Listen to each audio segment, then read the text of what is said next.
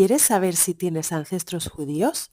Te invito a que veas la entrevista completa con el doctor Abraham García en mi canal de YouTube. Hola a todos, soy Abraham García, estamos en Jerusalén y bueno, pues estoy dedicado a hacer genealogías de criptojudíos. Los criptojudíos son aquellas personas que sienten que pueden tener un ancestro judío pero no lo saben. Entonces la empresa mía, que se llama Raíces Judías, que dejaremos el link abajo, lo que nos dedicamos es a investigar el árbol genealógico de la persona y a ver si podemos encontrar, a identificar dentro del árbol a alguien que tengamos la certeza de que es judío.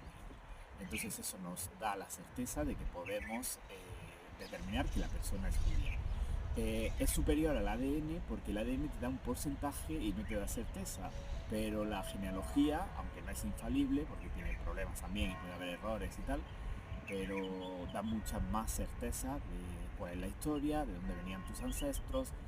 Se puede unir también con la historia de la familia. Y ahora, pues si queréis, os puedo contar un poco cómo he llegado yo aquí a Jerusalén.